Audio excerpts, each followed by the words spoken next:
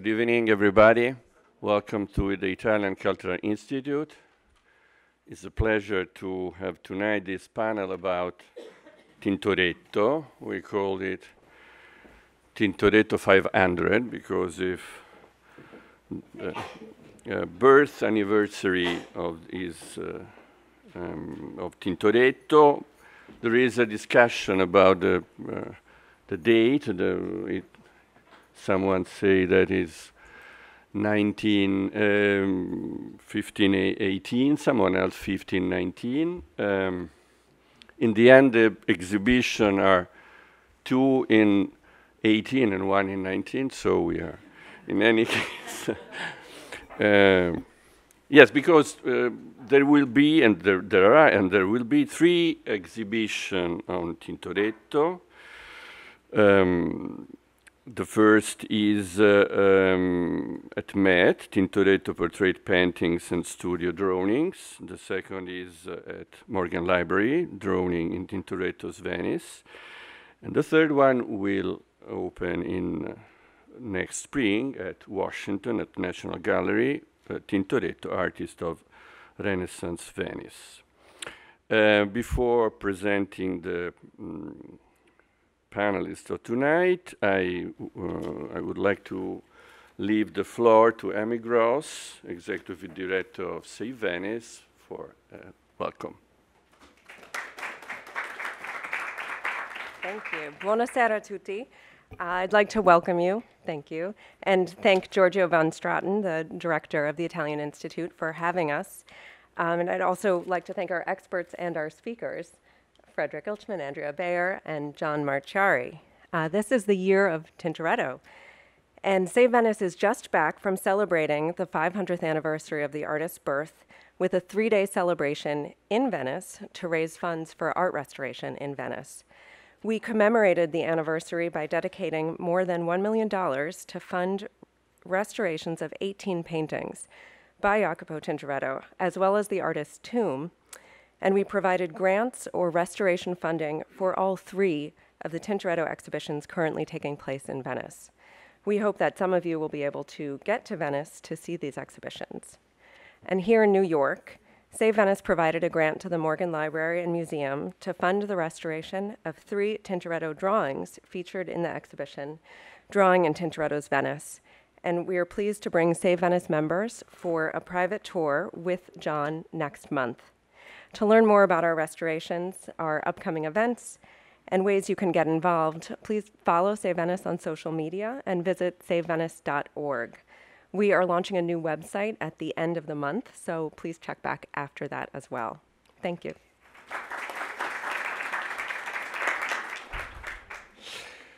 I would like also to welcome Colin Bailey, the director of Morgan Library, who is with us tonight.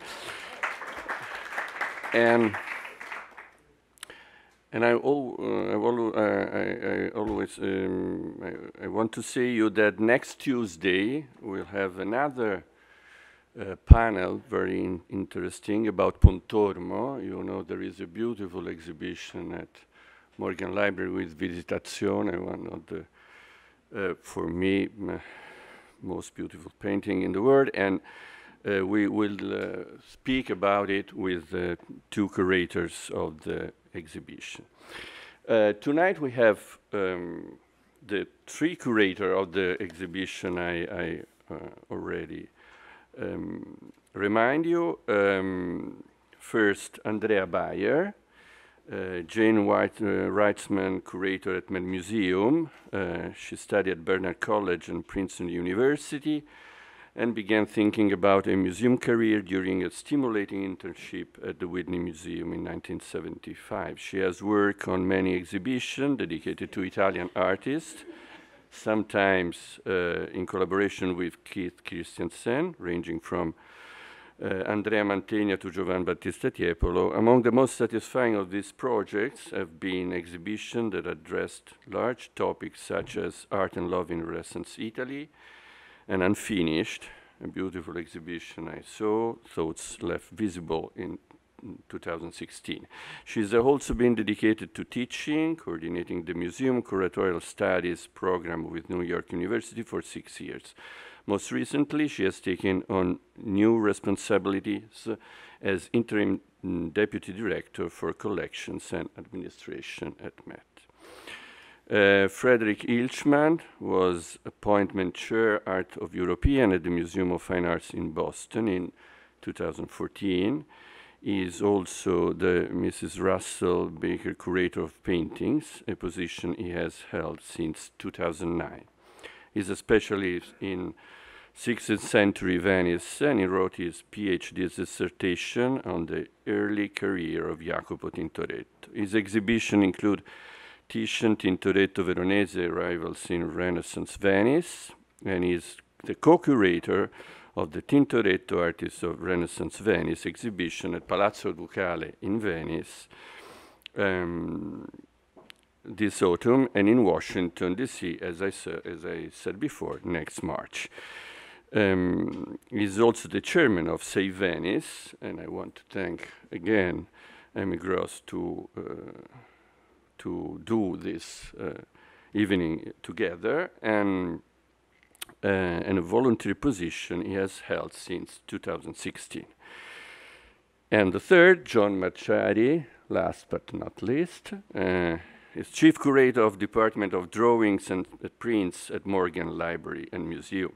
Previously was an independent curator and scholar, and then curator of European art and head of provenance research at the San Diego Museum of Art. With the title of Charles Engelhardt Curator and Department Head, Marciari will oversee a collection that is renowned throughout the world. Drawings and Prints is one of the largest of the Morgan's curatorial departments, and it's approximately 25,000 works span the 14th century through the 19th century. The department is especially strong in drawings from the Italian, French, Dutch, and British school. So please enjoy.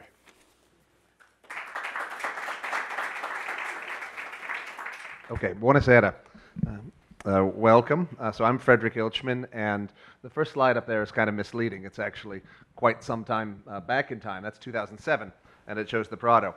And I was privileged to work as kind of assist Miguel Falomir, then curator of Italian paintings at the Prado in 2007. He did the first Tintoretto exhibition ever outside of Italy, a major one, and the first one, proper one since 1937.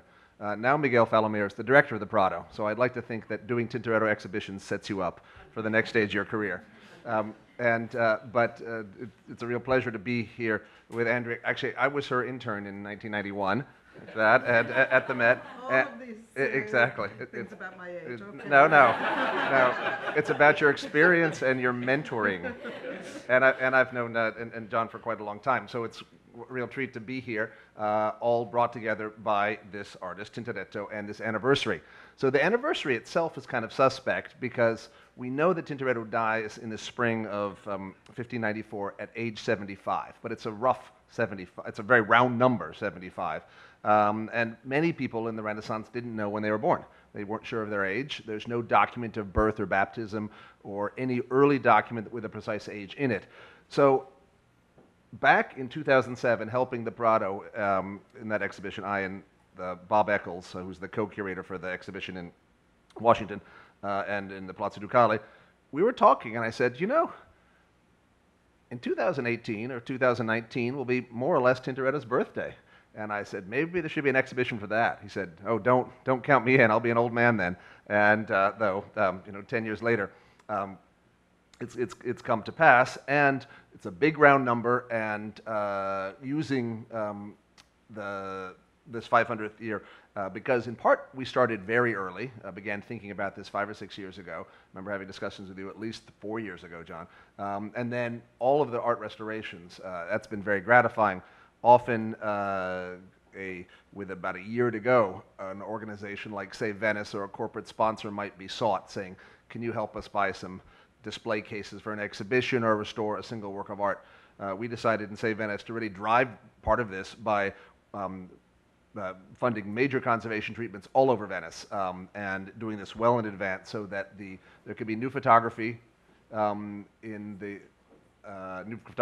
all the publications, and also encourage people to visit Venice, which of course is the permanent museum.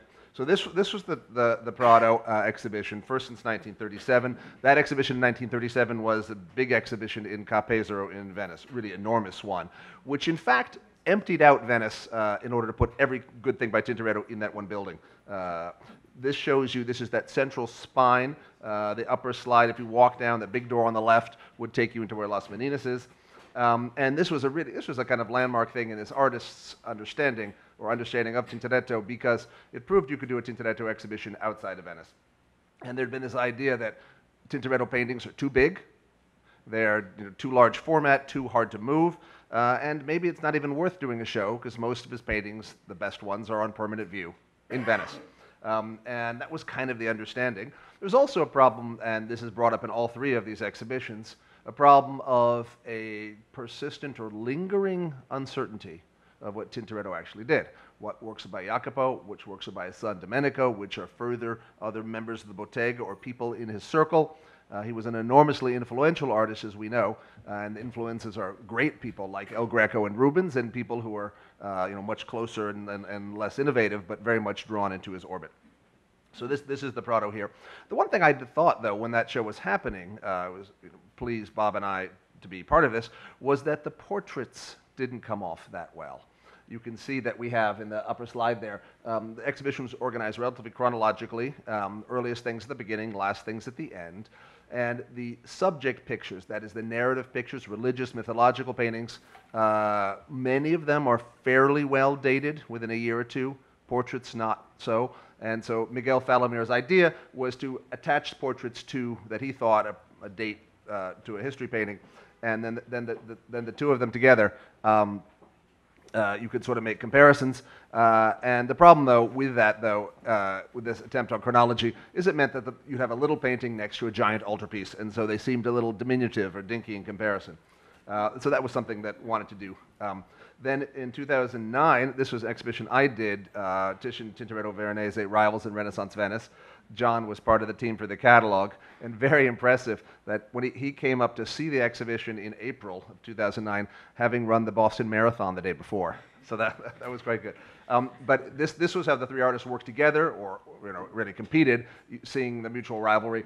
And we did some fun things like put the picture that Tintoretto paints for Pietro Aretino back on the ceiling. That's from Hartford. And then there's also ongoing restorations by Save Venice. This is a major painting, Church of San Silvestro. It's a kind of quiet church not far from the Rialto markets. It's a baptism of Christ. Very beautiful, late period, in mood, very much like the paintings on the ground floor in the Scuola Grande di San Rocco. And this was a painting that Save Venice took on. There's an interesting difference between Titian and Tintoretto, again speaking from that exhibition of the rivals. With Titian, almost without exception, the more prestigious the patron, the better the painting Titian would provide. If it was for Philip II of Spain, you'd get a great painting. If you're the Town Hall of Brescia, you'd get a mediocre painting. Tintoretto, though, was a different point of view. He seemed to have a personal investment in certain commissions not dependent on the prestige of the client. So when this is being painted right when he really leaves, lets his bottega do a whole series of relatively unimpressive paintings for the Doge's palace, which you would think would be the most prestigious thing possible, whereas this was for the Scuola of the bargemen, right? So this is a very humble Scuola, and I think makes an interesting point that Tintoretto would really push sometimes, maybe out of solidarity with the modest and the humble, or maybe out of an attachment to certain topics and compositions. And there you see the mid-treatment with those two rectangles of uncleaned darkened varnish, air pollution, surface grime, etc. So it emerged as just a very beautiful painting and a powerful one. And that came to Boston in 2009 and will be in the Palazzo Ducale exhibition now and will come to Washington. This was a big painting. This had been asked for the Prado exhibition in 2007, and Miguel Falomir had gone and asked the director of the Accademia in Venice, Giovanna Nepicire, if that could be borrowed, and she said, well, because it was in the deposito, in the storage of the Accademia, and she said, unfortunately, it's too fragile to travel, it needs a restoration, we don't have any money. So that was my American ears perked up at that and said, if we can solve this with money, then it's not a problem.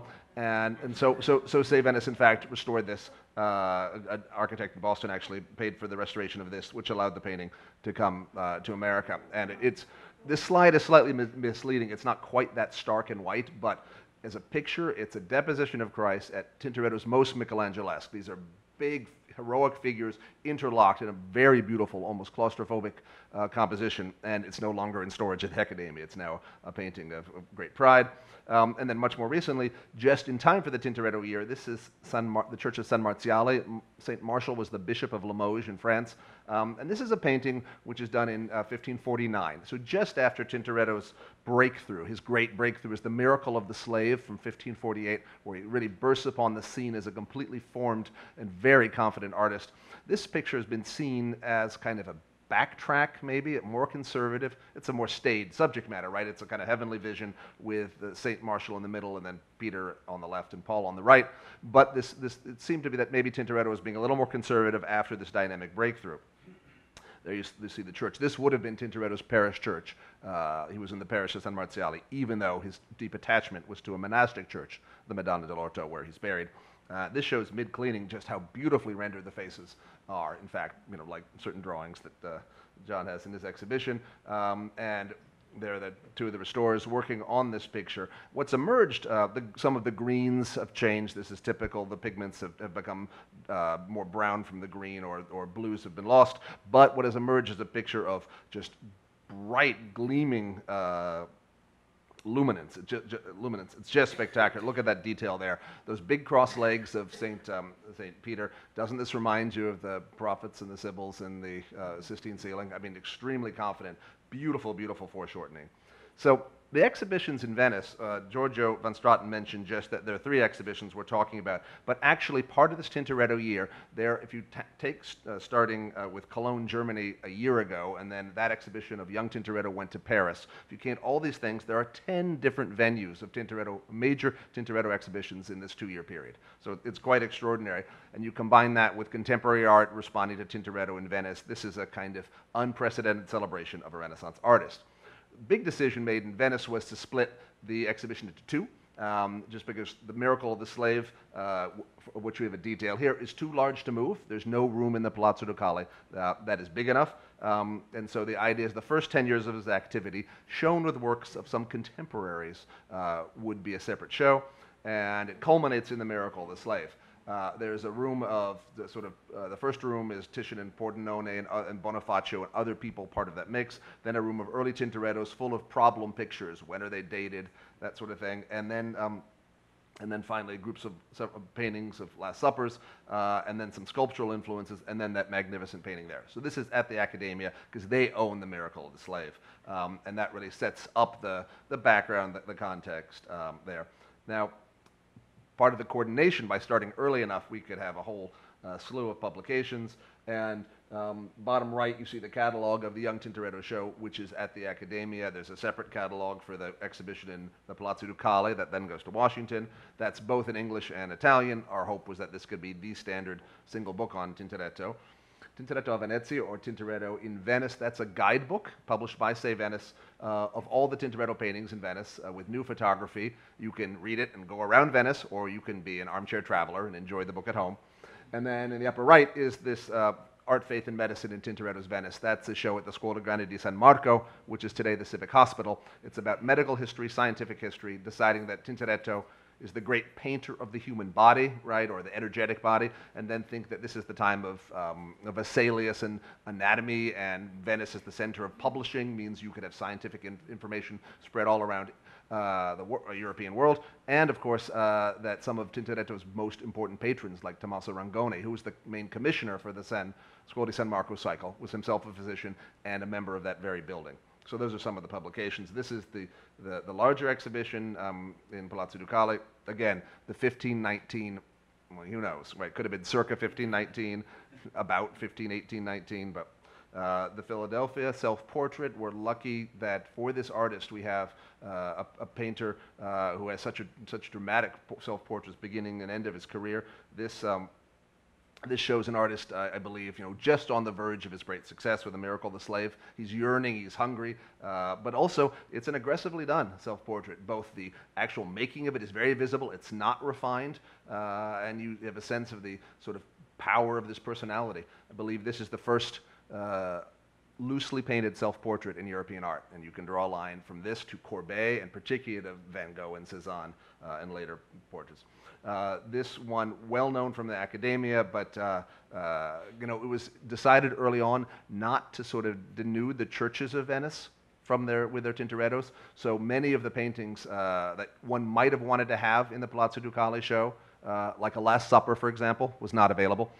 They really wanted people to go around and enjoy being in Venice. So the academia turned out to be the most generous single lender.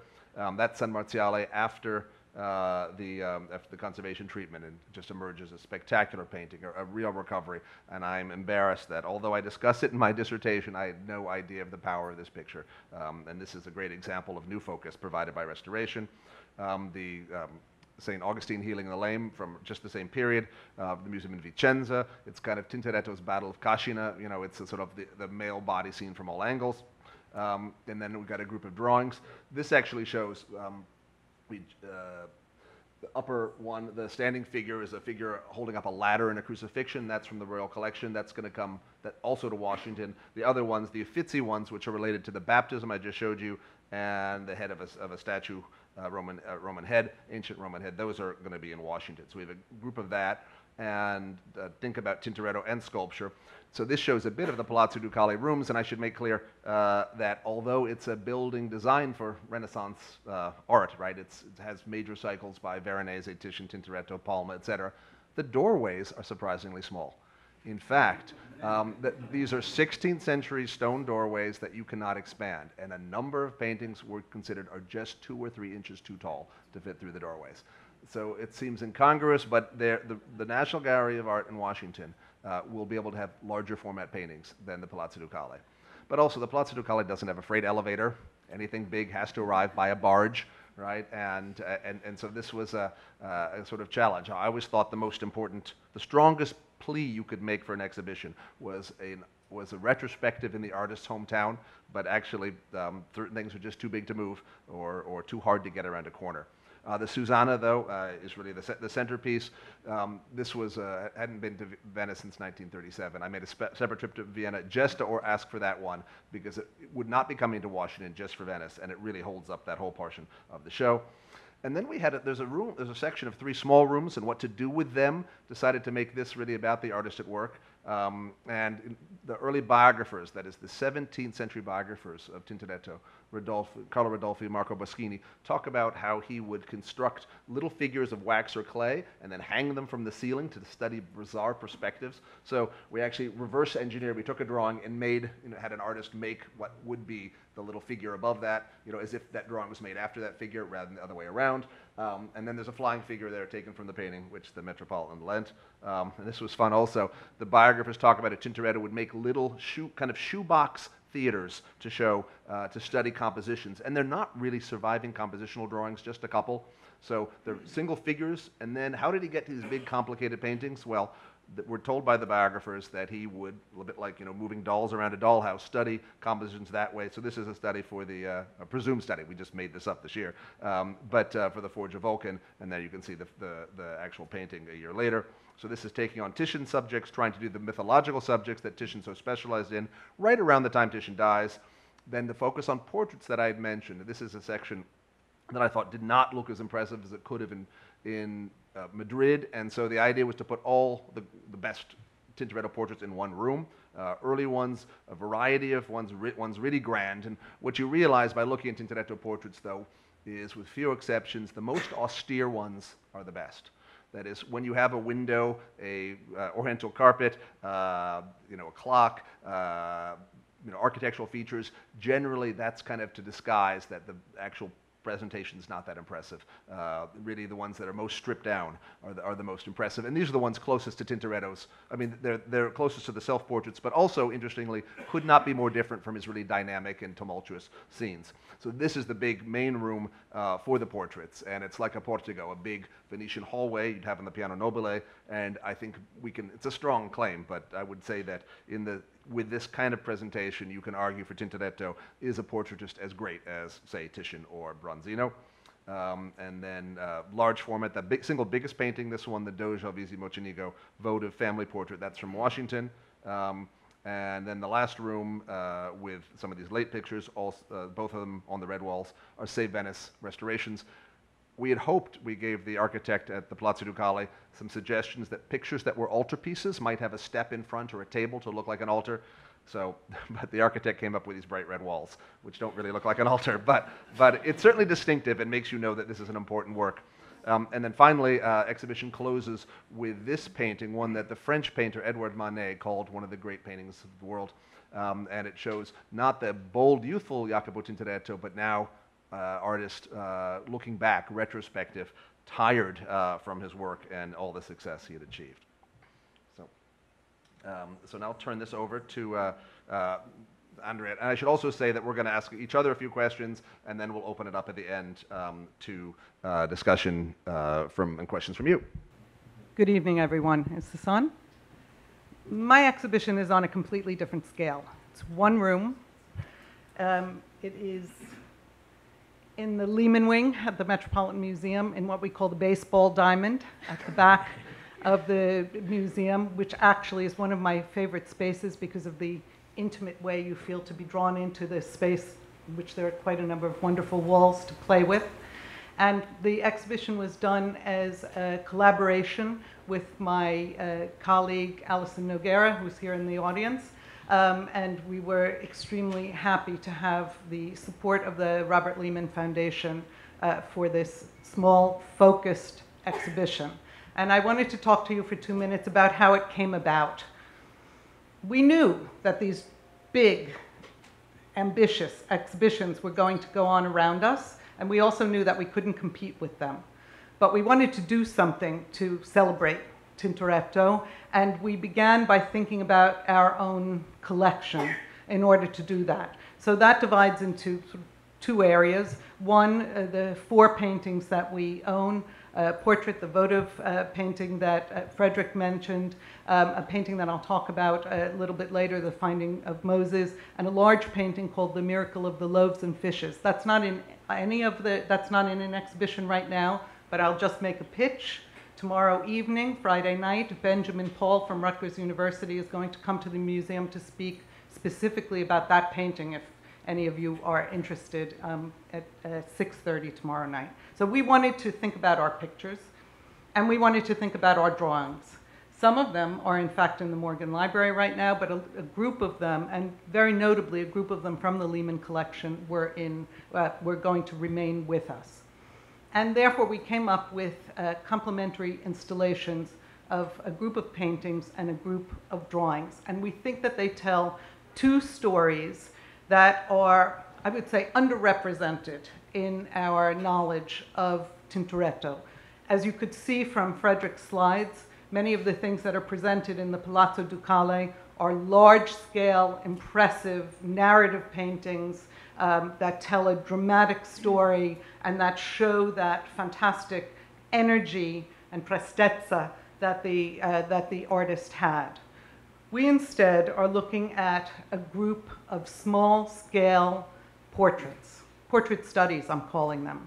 So the painting on your right is a painting that belongs to the Met. It's a painting that I've lived with for many, many years and never quite admired and respected enough, but I had a feeling that because it was completely covered by a gray, disfiguring varnish.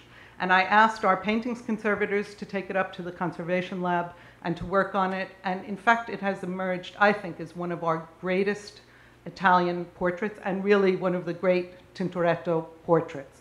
It's a portrait of a man seated in a chair. He's not identified, but there are certain things we can say about him, and I'll tell you in a moment. At the same time, we knew that the royal collection, actually not in London, because the picture hangs in Prince Charles's house in the Cotswolds above one of his sofas on which many dogs sit. And I went there one afternoon with the curator from the royal collection. Prince Charles was not there, but we did climb up on his couch to look at it, and we took it down. It is a picture that was cataloged by John Sherman as Tintoretto, and associated with our picture, but previously had always been considered to be by either Titian or Bassano. So it was a new attribution. And the exhibition for me really started by my desire to get these two pictures together. It's the same man. He's very distinctive. He has this sort of bowl-cut hairdo, a rather distinctive red nose, a very strongly marked scar by the side of his chin. I haven't brought a picture to show you because I'm not going to show you everything. You have to come to the exhibition. He appears in another painting by Tintoretto, which is a big subject picture done for a confraternity. And interestingly, a couple of years later, he looks a little older, a little more haggard, but it's definitely the same man. And interestingly, John Ruskin, in talking about that later picture, singles out this man as a bystander in the crowd and said, this guy is not Venetian. I don't believe he's Venetian. He's a Scotch Presbyterian. And he has this sort of very northern look to him. And my hypothesis in the exhibition is, in fact, that this man may be a member of the German or Flemish community. There was an enormous one in Venice. And when you look at medals and other portraits of the time, he comes straight out of that look. So the exhibition started here for me, and I was very, very intrigued by the fact that the preparatory sketch is not a preparatory sketch. The man is seen from a different angle. We're much closer to him. It's painted with an incredibly loose, painterly, vibrant and vivid way. And when he goes to do the formal, finished portrait, he pulls way back. It's much more reserved. I use the word formal, that's really what it is. There's a distance between the painter and the sitter, and the sitter and the viewer. That is really the movement from something that is a study of a unique individual, somebody who clearly captured Tintoretto's imagination, and the final work. And that was the thing that interested me. And I found out afterwards, as I began to study it, that there were a whole group of these small portraits by Tintoretto. They were sometimes called in the 16th and 17th century ritrattini. They appear in inventories as literally as small portraits, such as this one from the Uffizi, which is, I think, is one of the miraculous paintings of the period. 1546, it's signed, it's dated, the man's age is given. Again, we don't know who he is. I have all sorts of speculation about who he might be. This is a picture that's this big. It's Tintoretto in 15 minutes sitting down and capturing someone. And in fact, I just want to read a sentence from a letter written by Andrea Calmo, the Venetian dramatist, who says, "You, Tintoretto, twiddling with your paintbrush and a small crumb of white lead, an egg white, portray a figure from nature in half an hour." And that was what I felt that these tiny portraits were capturing, this ability to look, to observe, and to capture in paint in a very remarkable way. So we've gathered together 10 of these paintings, and the one that I'm showing you here is in the center of the slide. Another interesting fact that I'll just throw out there. As we began to study this, we noticed that a number of these had actually come up on the market. There was a lot of discussion about them. They entered a number of private collections, some here, some in Europe, and we decided to study them more closely. So the painting in the center of this slide actually belongs to a New York private collection. And although I'm absolutely 100% convinced that it is by Tintoretto, when we first held it in our hands, this first happened to Keith Christensen, the head of my Department of European Paintings, it leapt out of its time in such a way that we were not sure whether we were looking at a Renaissance or a Baroque picture. In other words, was it painted in the 16th century or sometime in the 17th century?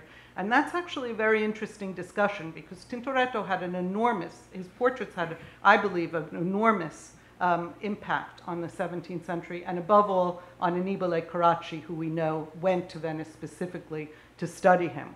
So the painting at the center has been called a self-portrait, and I bracket it between the two known self-portraits. You saw the early one in Frederick's slide, both of them in Frederick's slides. They can't be in New York because they are in fact in the Palazzo Ducale, but this is something that should be tested, whether this is yet another self-portrait by the artist done somewhere in the middle of his career. I again have some ideas to the contrary about that, but that's something very much worth studying. Who was he painting in these intense, vivid, almost overly personal pictures, in which this man is shown with red-rimmed eyes and looking with this very, very tense expression? Who allowed the artist to get so close to them? There are also real the preparatory pictures in this, and the one that I'm showing you is a fantastic picture on the left that came from Weimar, from the collections in Weimar, which is a portrait study of Jacopo Sansovino, done very close to the great Florentine artist's death, and almost certainly in preparation for a more formal portrait, which is the one that was sent eventually, well, right away, to Florence for the great commemorative exercises that were held by the Accademia in Florence. And I just show you this to show how, when you set the outlines of the preparatory sketch over the final work, that indeed they are, one is absolutely used to create the other. But here, in a more subtle way, and I urge you to go and look at this, you have that same movement from something that is much more highly observed to something that is more formal, more detached, more distant, and more and it's something that could be put before the public. And I wanted to close with the extremely beautiful selection of drawings and a final painting that's in the Lehman wing. Unfortunately, this was taken with, we haven't had installation shots done yet. The exhibition just opened. These are us standing there with phones. But what you'll see is that the Lehman collection has a very important group of female nudes done by Domenico, which opened the whole question of when female models were used, and how did that play a role in the development of paintings. And then in the end, a painting, The Finding of Moses, part of our collection, always a puzzle picture. Is it by Jacopo? Is it by Domenico? How closely does it relate to drawings? We have some ideas about that. And also to make us think again about a painting that's always on view at the Metropolitan Museum, but in fact very little understood. So thank you very much.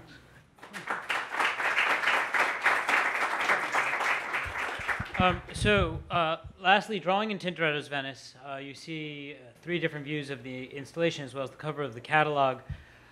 It's a show of about 75 works, 4 paintings, 1 piece of sculpture, and 70 drawings. Drawn from everywhere, drawn from the Uffizi, the British Museum, the Albertina, the Hooperstick Cabinet, collections private and public in America as well. And it's the first real attempt to focus an exhibition on Tintoretto. The only previous exhibition that was really dedicated only to the drawings was an installation at the Uffizi of its own drawings in 1956. So this is, in a way, something completely new for Tintoretto studies, although there have been drawing selections in the other exhibitions. If we could go to the next slide. And the starting point for the exhibition, in a way, is this quotation, which I'm not going to read because it's all the way over there, but which you can all see. And it's Vasari talking about Tintoretto, how he was this terrible mind, this crazy brain who just did things haphazardly at random, and he would have been a really good artist, Vasari says, if only he'd taken the time to draw and plan things out. Now this fits into a much bigger picture. On the one hand, it's Tintoretto's own self fashioned image. He's the anti-Titian. You see that in the self-portrait, as Frederich alluded to, this loosely painted, this sense that, and so many of his early pictures give you the sense that he's doing these things as quickly as he can, painting them in half an hour. That's all part of the rhetoric. It also fits into Vasari's bigger agenda that Venetians don't draw. As he says, Titian starts out under Bellini. He could have done great things if he kept drawing like Bellini, but he discovers Giorgione, gives up drawing, and never quite makes it as an artist, which is a little too apologetic, like a lot of what Vasari says. And in contrast to this myth of Venetians don't draw, Florentines draw, we decided that the exhibition should be not just Tintoretto, but drawing in Tintoretto's Venice to put him in context. So looking at the next slide, we begin with the astonishing, unbelievably great Titian drawing from the Fitzwilliam, which you see at upper left there, which sets the stage for everything that follows. But in these works, Titian, Bordone, Schiavone, Tintoretto, Bassano, Veronese, as you go clockwise, these and others in the intro section are meant to show that there is not only a constant engagement with the art of drawing in Venice, but that there's a constant experimentation. And drawing is used in different ways by different artists and in different ways by one artist. And that there isn't just a haphazard occasional use of drawing, but this is fundamentally part of what Venetians do. So then turning to Tintoretto, we look in the next slide just at a selection of things, most but not all. One, the second from the right at top is not in the show, the rest of them are. And you see actually, superficially these are all single figures or nearly single figures on blue paper, but there's actually an incredible range of techniques, approaches, functions, and there's also, I think I discovered as I looked into this, a chronological evolution over time. Now, against this idea that Venetians and Tintoretto don't draw, there is some scholarship on these, but it's basically a kind of connect the dots. That figure is for this figure in the lower left corner of that painting, and that one goes for the figure up there. And then this constant reiteration of the literary sources, which talk about Tintoretto as trying to combine Titian and Michelangelo. What I wanted to do was something that was take a more critical look both at the sources and a more critical look at the drawings themselves. So going, for example, to the next slide, the earliest datable drawing by Tintoretto, one of the only compositional drawings that survive, so we have this whole problem of survival, is this study for the Mars, Venus, and Vulcan in Munich, which you see there at right. And what is always said about this drawing is that it is made with one of these little puppet theaters. That may be true to a point, although I question it. I don't see how you would have those puppets sitting in the box like that. Also, the primary purpose of a device like that is to organize the space, but the space is not consistent even within the drawing, much less from the drawing to the painting. So this, right at the start of the show, gives you an idea of how I'm trying to look anew at things and think, well, what is Tintoretto really doing in these drawings? So going to the next slide, you think about a picture like The Miracle of the Slave. First of all, how could he have constructed a little theater with this? But also, what's really going on here? Shockingly, although this is the picture that makes Tintoretto's career, there's not a single drawing that can be firmly connected to it. However, we have drawings like the next one, which is from our partner, the National Gallery in Washington, and you see that is essentially the same pose as the man in blue hanging over the body of the slave. And it's a classic life study. This is a standard posing exercise that you see again and again in Florentine art. You put an assistant on the floor, give him a staff to hold so he can strike the pose while everyone draws around him. And you can almost imagine Tintoretto, then walking to the next quadrant and making the drawing that becomes the man in blue. Likewise, that nude body, foreshortened, is a standard drawing exercise. And Tintoretto does these from the beginning of his career, and then go to the next slide, to the end. This is a drawing stylistically that has to date to the 1570s, and I'll get back to why he's still doing live drawing later on. This has a level of engagement with investigating the bodies that goes way beyond little wax puppets, but we don't talk about life drawing in Venice, where traditionally it's not been much of a narrative. This is part of a bigger reassessment of things. Going on to the next, you can see how what is clearly a posed model sitting on the couch in the studio with his arm there becomes the study, or is made as a study for this painting. And I think you look at how worked that drawing is and the careful squaring and how he's laboring over the foreshortening of the left arm. And it blows, right from the start of the show, blows entirely the idea that this is a guy who only works haphazardly, at random, in 15 minutes, never planning anything out. Keep going, and it's not just a one-off. He keeps doing this. So even for the vast paintings at the Medaglia dell'Orto, for the making of the Golden Calf, we have 2 studies of nude men for what are 2 dressed women in the lower left corner of the painting. The only reason to make them as men is if you're actually studying nude bodies posing in the studio. This is not the sort of thing we ever read about Venetian artists, least of all Tintoretto. And then go to the next slide.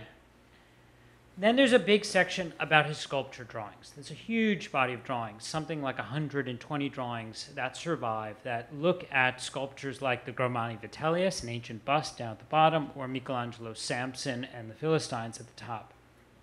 The standard narrative is that this is young Tintoretto figuring out how to merge Titian and Michelangelo. The problem is that when you look at these, there are a lot of similarities from one sheet to the next. So you see not just the same view from the back, but the same mise-en-page. And what's really striking is that the 2 drawings at upper right are actually the front and back of the same sheet from Harvard. So how does this happen? It's only if these drawings are being copied from not just the sculpture, but another sheet. And the same thing with the Gromani Vitellius drawings at the bottom. They're from different angles, but the highlights are the same series of white dots up the nose, and they should move. So you've got students, and I think by now we can date these to the 70s when Tintoretto has this vast workshop to decorate the Palazzo Ducale in San Rocco, looking at the sculpture, but with the master's drawing there.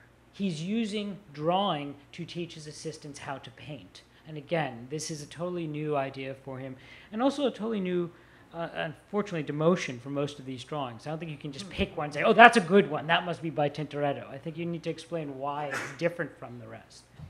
Lastly, as he gets busier, as he gets later and later in his career, he has to speed up. No time for these careful life drawings, just these schematic maps, largely for paintings done by the workshop. So this is another thing that we're able to include, because we're looking at the drawing practice and not just the masterpiece paintings, is how the workshop functions. So I think all 3 of these are drawings by the master for paintings executed largely by his pupils. And carrying that narrative forward, we then look to his training of his son. So I showed that life study at left earlier. I think Tintoretto starts making life drawings again late in his career to train his sons, Domenico and Marco, how to do life drawings. So there's another one of Domenico's life drawings of this woman, the set that's from the Lehman wing. And then my last slide, and how this continues onward in the work of other followers, and how certain kinds of drawings by which we have only 1 or 2 examples by Jacopo, such as this oil sketch at the left by Domenico, actually continue the practice. It's just that we've lost Jacopo's drawings, and Palma Giovane at the right, again, making painterly drawings. And then last, this little intermezzo of a sort in the exhibition about a strange body of drawings, always thought to have been made in Venice around Tintoretto and Palma Giovane, that recently have been proposed as the work of the young El Greco during his years in Italy. They're Venetian drawings. They quote things like Tintoretto's San Polo, Last Supper. They're made in the 70s when El Greco's there. And at the end of the day, I don't come down firmly. I think actually there's a lot to recommend it, but it's a chance for people to come and engage with the drawings and a brilliant small early painting by El Greco and make up their minds for themselves. So that's my mystery picture, like the miracle of the loaves and fishes. So. Okay. So let me start with a question for John. I know you were just talking, but I've been thinking about what you're saying, and what is, I think, particularly striking about 16th century Venetian art, if you begin with Giorgione and the young Titian and then go through Veronese, Tintoretto, Palma Giovane, etc., is it's very much an era of great experimentation in painting, right? You think about the new combination of oil on canvas, you think of things like you're doing all sorts of layering, impasto, which had never existed, thick application of oil paint, doing wet on wet, painting now murals that are not frescoes, but actually big canvases covering big walls. You think of just the late style of Titian, which Bassano so much picks up on, where forms are faceted or shimmering. And so I think it's really accepted that 16th century Venice is a time of great experimentation in painting. Would you talk a little bit more about great experimentation by Venetian draftsmen? Yeah, I mean, I think it's exactly the same. I mean, the experimentation is one of the words I use again and again in the catalog and in the labels for the show. I mean, even looking at these three works, you have at left a drawing made in oil paint on a piece of paper. At center is all brush and watercolor, but covered so thickly that the sheet almost can't support the weight of the media. And then again, another kind of miniature grisaille painting almost by Palma. But even as you look at Tintoretto drawings in the show, when you really stick your nose in and look at the drawings in person, you see there's layer upon layer of drawing. He'll start with chalk, he'll reinforce it with pen, he'll add white heightening.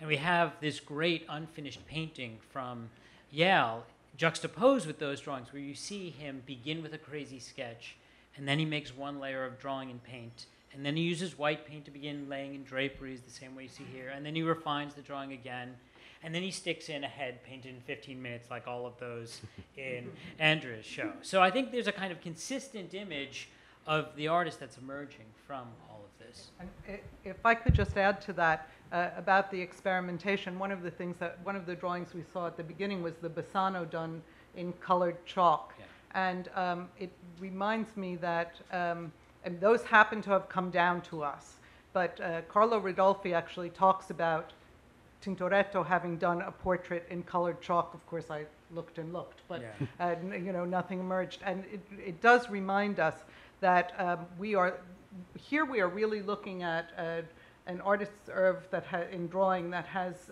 that only a certain group of things have come down to us, and other things have been lost. In these drawings of the nude females by Domenico, we actually know that his workshop inherited 50 of those drawings, presumably by Jacopo, which are not with us anymore. 100 male nudes, 150 female nudes, and then you go to the composition drawings, which have not come down to us. So how much he experimented, the sources tell us he experimented even more than we know, and John has teased out so much about this for the drawings that we do know. Yeah, I mean, there's this sense there in the inventory after Domenico dies, there's this divvying up of the drawings, and Sebastiano Caser, who inherits the workshop, can take so many male and so many female drawings, but then the good drawings by Jacopo, as the record says, are given to Marco. Domenico's not very good as an artist brother who becomes head of the family. Yeah. Well, what were the good drawings? Where they all go? And my theory, shared by some others, is that was the bundle of compositional drawings, of which we have the single example in Berlin and one or two others that survived, I think, by accident. So, we're lucky to have as many as we do. The close to 200 drawings by Tintoretto or Tintoretto Incorporated is still a substantial body of drawings for the 16th century, but it's a fraction of what he must have made. Shall we go to the audience? Yeah. I do have one more question, however, because I've been so fascinated. I've been to the Venice shows, and really the restoration, the conservation aspect of it is so remarkable, and it really does show the artist with many pictures in an entirely new light. And so I did want to draw Frederich out about that a little bit more, about restoration. And in fact, I've got just in place some slides to make that point, because this was a major rediscovery. And just admit that my co-curator and I, Robert Eccles, based on the black and white pages in the Paolo Chini and Rossi, the Catalogue Raisonné of Tintoretto, this picture, which is Apparition of the Virgin Mary to St. Jerome, had never impressed me that much. And I just thought, I'd seen it probably only twice in person. It's owned by the Ateneo Veneto, which is a kind of literary society in Venice right next to the Fenice Opera House. And it's got a great landscape, but clearly done by a northern artist, not by Tintoretto. And I didn't really think it was that important. And this is an example of how a conservation treatment can draw new attention to something. Of course, also nice, you see these people with their gloves on, they're moving the painting. They have to be, before you can conserve or take it to a museum, you have to move it. And taking it down the stairs, it's a narrow staircase. They didn't drop it. And then at the bottom, you see they wrapped it in fine paper and put it in a crate. And then, of course, like anything big in Venice, like a refrigerator or a Tintoretto painting, it's transported by boat. And then to show this, I should have, I guess, taken this as a more important picture, in part because it's engraved by Agostino Carracci, who comes to Venice and does a whole series of contemporary Venetian paintings by Veronese and Tintoretto.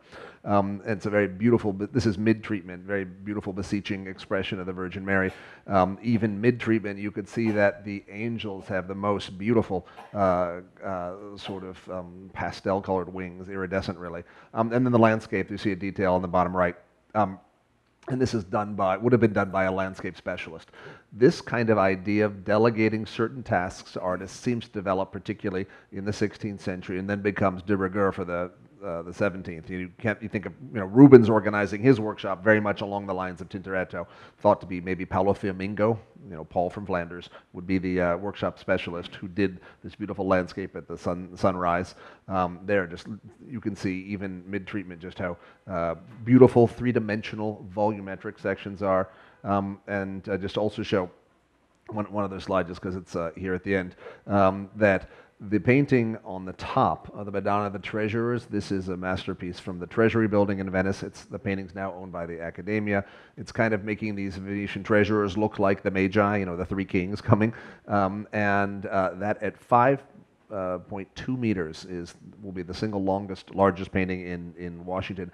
It is too big to get inside the Doge's palace rooms. Can't fit around the doors, can't around the corners, and that's going to be one of the anchors, along with the Washington painting of the portrait room in Washington. So that's an example of how the show will be substantially different in Washington from Palazzo Ducale.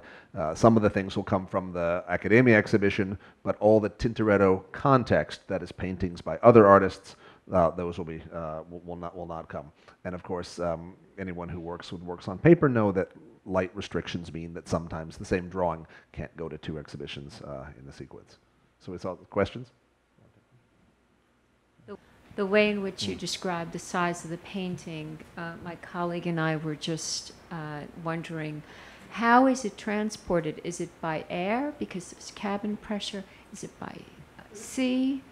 Just the basic mechanics of moving the paintings without altering them or damaging them.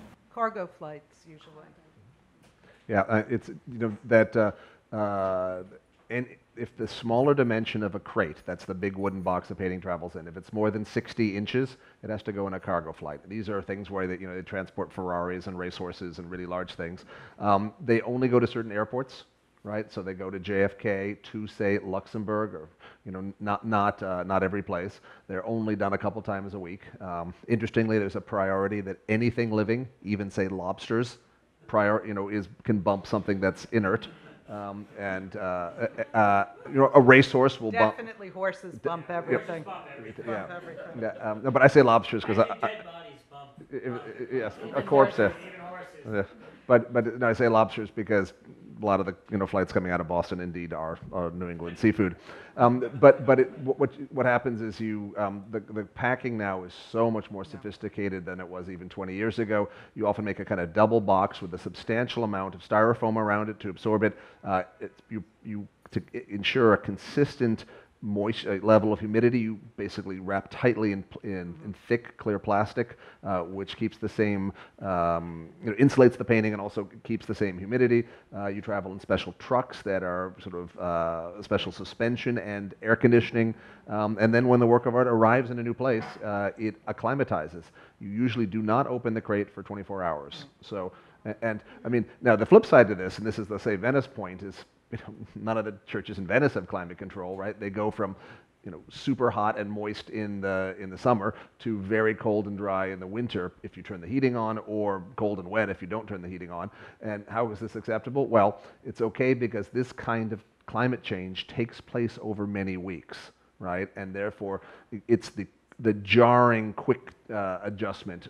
That's when you bring a piece of furniture from wet Europe to American central heating, and all the veneers pop off. It gets too dry. The key thing is to make sure that change happens very slowly, and that's part of the transport of all these works. But your question is a very good one, because actually conservators have been working for the last 30 years to think about how to make really safe traveling conditions for paintings, for large paintings, small paintings, paintings on panel, paintings on canvas, and so on.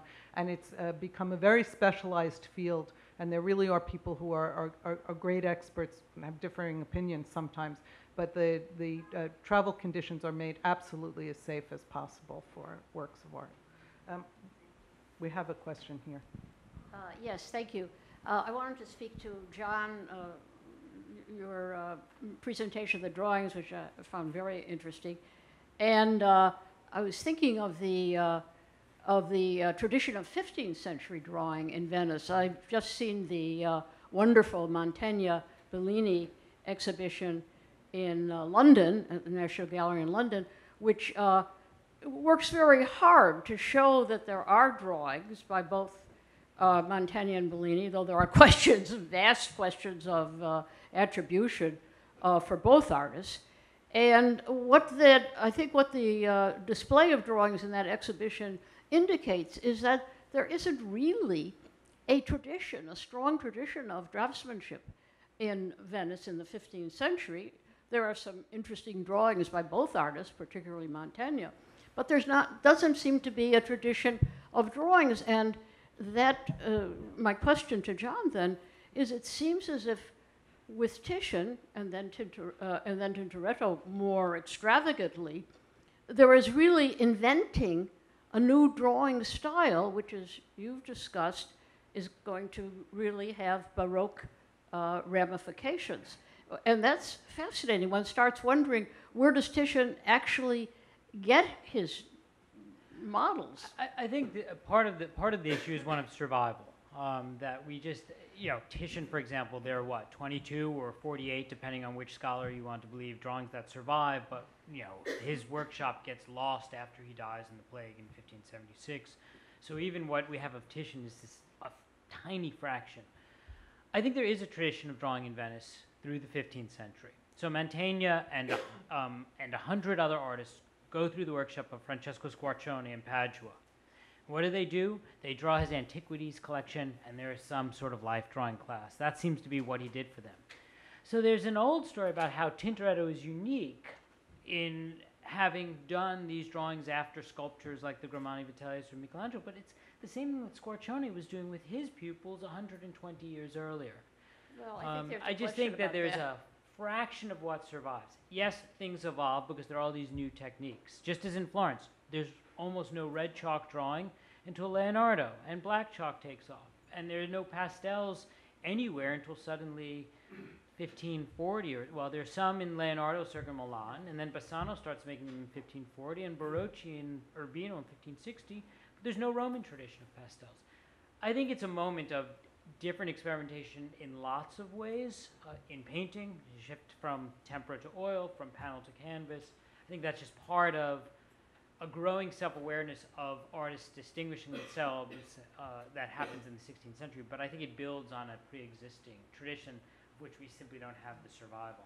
Yeah, and also don't forget, you've limited your examples a little bit because there's Carpaccio, who's drawing who's drawing on blue paper, who's drawing with the tip of a brush, who's drawing with pen and ink, and of course there's there's Jacopo Bellini, who It's a different. It's a different mentality. tradition, but it's something mentality. in which putting something on a piece of vellum or a piece of paper is a major activity. Anyhow, it's fascinating. There's a body of drawings by Bartolomeo Montagna, who works in Venice at the same time. It's a separate tradition. So I really do think that there is, or was, a tradition of which we only have slight echoes. But yes, there is still a moment of great experimentation in all phases of art in Italy in the 16th century. Can I? Just the easy one. Practical one. When they lift the varnish off a painting, why is it doesn't take the paint with it? Because they've studied very closely the solvents that they're using and know what kind of materials, they know the chemistry of the materials, they know what it will take off. And the original paint surface, already in existence now for 500 years, is actually very tough and bonded to whatever the support is. And this varnish that I was talking about with our picture, for example, was put on in the 1950s. First of all, it was over a huge layer of dirt, which was between the varnish and the original surface.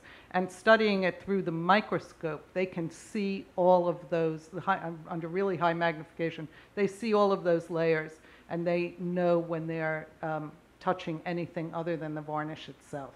Also, I think it's fair to say a bit, when you're trying something in the laundry, it says test, bleach on the corner. Well, you will actually similarly do on the edges and sort of not central places. They will test several different strengths of solvent to figure out how strong a solvent and how long to leave it on. Right, so it's very careful. I mean, it's both an art and a science, art restoration, but it's done very carefully. It's people who do this are not like us; they have infinite patience. Right. Thank you.